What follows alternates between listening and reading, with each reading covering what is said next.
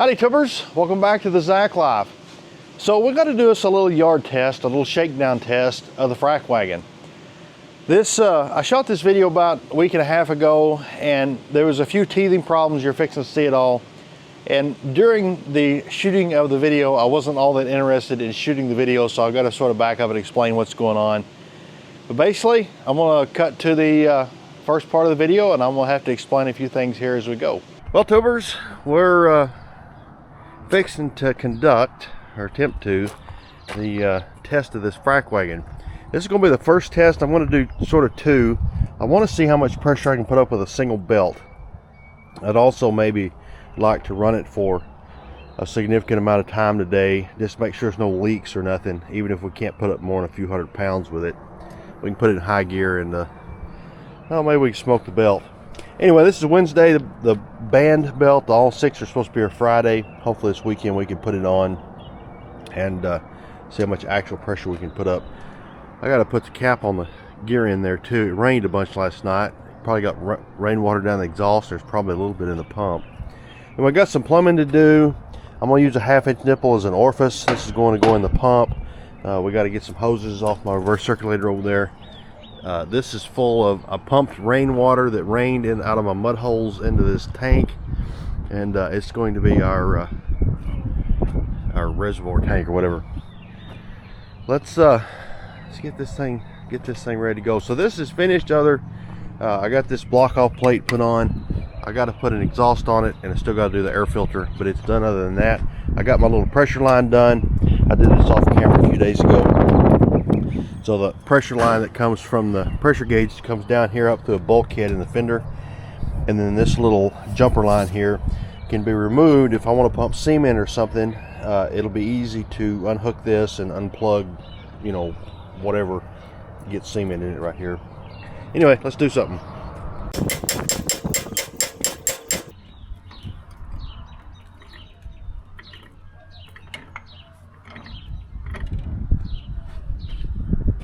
Some heavy duty stuff there. So I'm just going to put my connection right in the pump. I'm gonna go drag some hoses over here and hook them up. I'd like to just let the pump for a minute, get it loaded, make sure it's going to pick up out of this tank. It's going to have to suck, you know, up over the tank, whatever.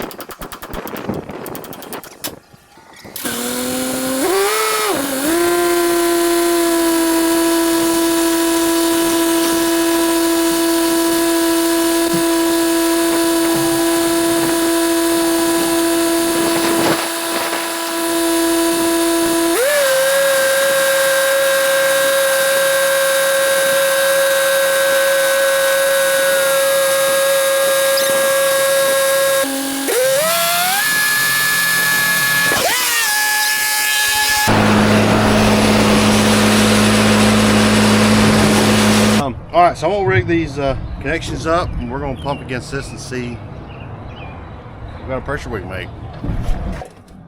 All right, here's the next setup. 1/2-inch nipple orifice. I wanted to run it through a 90 so it wouldn't wash out through my hose. Everything else is the same. I don't expect to be able to build much pressure. I've just got one belt, and also this belt is loose. I'm gonna see what it'll do. The belts I've ordered are actually 2 inches shorter, and so I should have to put a spacer in there. But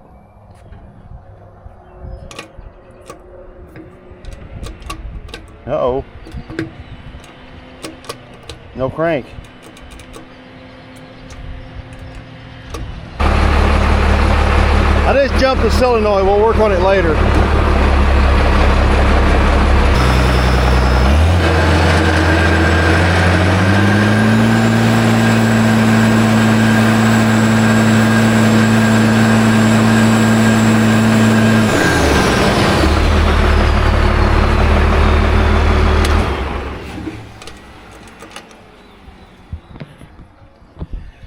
Alright, I got some work to do. Well, I bet that's probably the problem. That's an easy fix. Okay, so I got to stick a segment in here. I did a terrible job explaining what was going on, and y'all need to know. So in the last clip, you saw the pressure gauge, and the pressure gauge was wildly flopping. It was surging. What's causing that is the pump has got 6 valves. There's an intake valve and a discharge valve for each plunger. There's 3 plungers, that's why it's called a triplex. And how these valves work is they're like a ball, if you can imagine a sphere that sits down in a seat, and the ball sits down on the seat, and that's what seals off.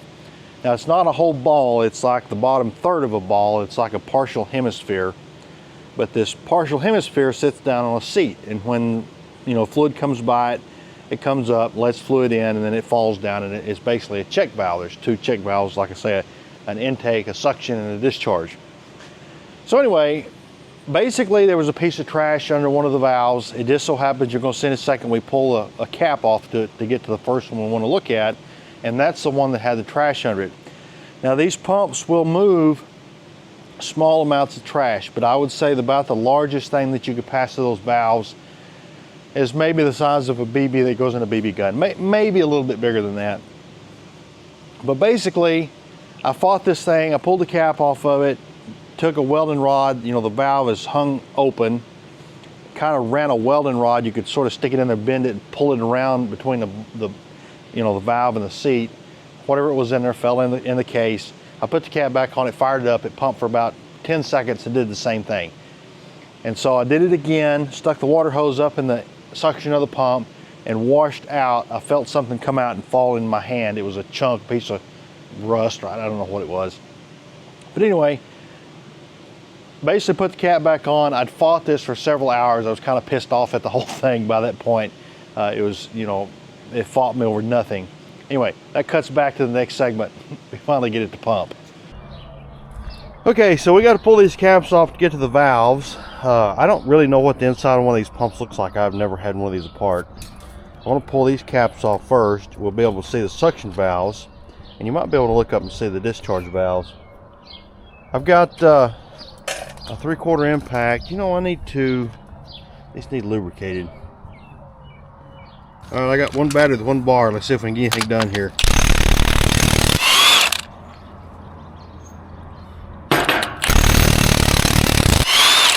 Well, this wasn't what I was expecting.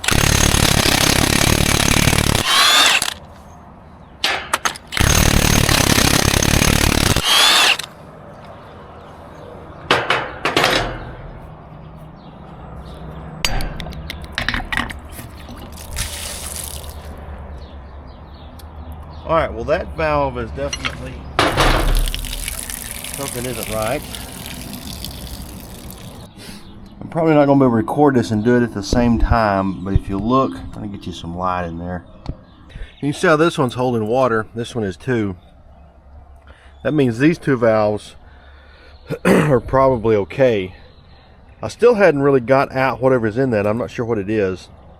I want to fight this some more, and I may pull some top caps off, at least one, just to sort of look in here. I want to see what it looks like. So after a ridiculous amount of time, I finally got this thing to pump. It had a chunk of something. I felt it. I washed it out with a water hose. I didn't see it, rock or something. I put a thing called a witch's hat in the hose. It's like a screen. But I'm going to show you what it'll do. I actually initially, it got up to about 400 pounds, and I have slipped the belt quite a bit, and it is no longer getting to there, but I'm going to show you what it'll do. So let's see it.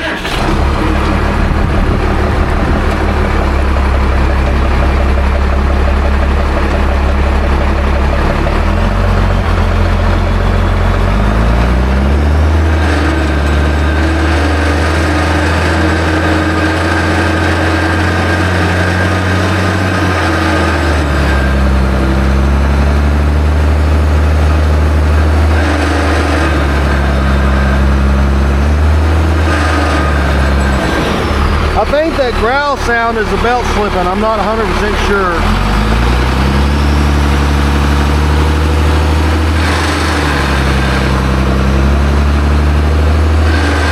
Yeah, you can see the pressure fall.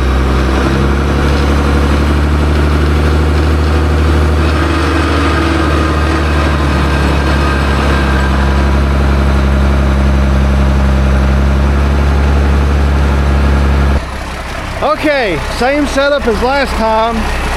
I got the banded belts put on it. Had to put some more spacers. I just fired it up and it's probably still got air in it. We're gonna rev it up and see if it'll start pumping. All right, I'm gonna have to try this again. So I got that little filter in that thing, and as soon as we fire this up, I got everything churned up and it plugged that filter up. I'm gonna have to clean this tank out. This tank needs to be cleaned to be used. And we'll have to try something else again. So I took a hammer and shrunk our orifice a little bit. I'll hook this back up and play with it some more.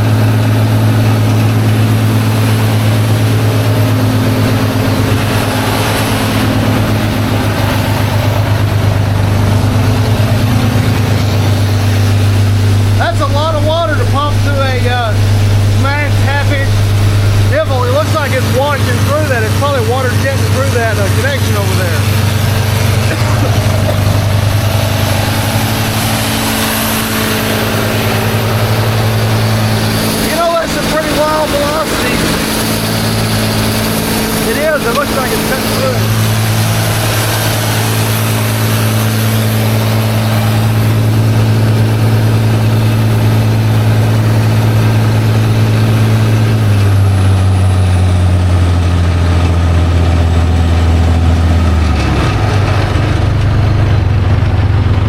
Curious what my oil pressure was at idle. Still looks like it's about 20, 25. I've been running this thing hard.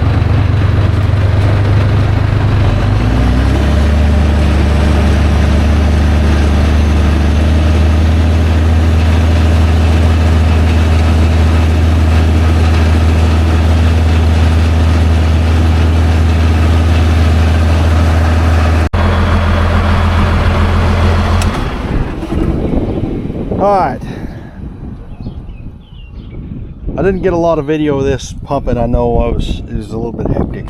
Also, I didn't have the top of my pump and it's slinging oil everywhere. So we need some takeaways. Well, how did it work? How did everything go? I am pleased. Everything seemed to work good. This belt is almost too hot to touch, which is a little bit concerning. I hadn't touched the small shiv. The big shiv is pretty warm. Of course, it's pretty much 100 degrees right now. There is definitely a drive shaft vibration that I don't like. It's a high-speed zzz kind of feeling, and you can see the shiv and the pedal block sort of vibrate. I don't think that that's going to really be that big a problem until it breaks a weld down there, and so I may have to do some bracing or make some double what am I trying to say, CV joint drive shaft or something. I think that's a problem easily fixed later. There's also a low speed large vibration, and I think it must be this bull wheel. I may have to do some balancing, or it's possible that it's something that actually in the pump that is not balanced, but the whole trailer sits there and bounces up and down like this at a rate about this fast. And it's extremely annoying up here. You got to I mean, it's just like, well, you can just imagine, it's just like bouncing up off the ground. As far as the engine and transmission and everything goes, I am pleased. The engine, I ran it for about 10 or 15 minutes, I think. I took a bunch of pictures on my phone. I've got timestamps. I ran it dead rack for 10 or 15 minutes. The engine temperature climbed quickly up to about 200, and then it's got a viscous style fan clutch on it, whatever you call them. The fan came on to high speed and the engine temperature immediately dropped. It fell 20 degrees within a minute. The transmission temperature, I ran a total of 1.5 hours at a pretty high load.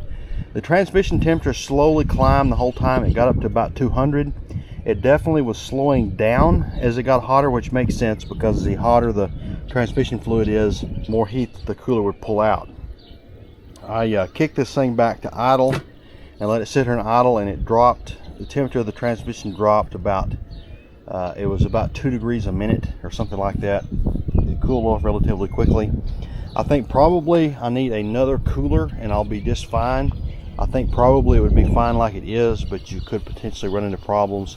Also, the way I was running this in high gear, kind of lugging it, is probably going to make more transmission heat than if you downshifted it and ran the engine faster. The other problem I see is that I'm going to have to take this back apart. It has vibrated all the screws loose in this, every one of them. The nut's gone off that one. The pressure gauge in here, the faces came loose. So this is rattling and vibrating pretty bad. I'm going to have to take it apart and Loctite all this stuff. Overall, I'm extremely pleased. All right, so a quick Sunday afternoon. We're supposed to have, they're calling for 2-inch diameter hail and tornadoes, 100-mile-an-hour winds tonight. I'm not looking too forward to. But a nice, hot, muggy, stormy Sunday afternoon outro. I'm extremely pleased, knock on wood. Hadn't found any major problems. Probably could stand a little bit more transmission cooling. Honestly, I think it probably would be fine, but a little more is not going to hurt. It did have the out of balance bull wheel or the eccentric and the pumps out of whack. I don't like that because it's working the springs. You're sitting there right. It's like, I want to maybe try to rig up a way to tell where that thing's out of balance, and maybe I can put a chunk of lead or something on the, I don't know. Maybe I might could even take some stick-on tire weights or something, stick on the inside of that bull wheel, just to get a little bit of that knocked out of there. I was a little bit concerned about the engine maybe trying to get hot. That was absolutely not a problem. The engine warmed up till the fan came on. The fan came on, it pulled the temperature right back down. Pump seems to work good. It needs packed. It's got one cylinder leaking a little bit. What else? I guess that's about it. I need to take the dash apart and Loctite a bunch of stuff in it. I'm pretty well done inside there. I'm pleased with it. Seems like everything's going to work. I guess that's it. Hopefully it don't blow away tonight. I'm going to go set the air conditioner. Y'all have a good one.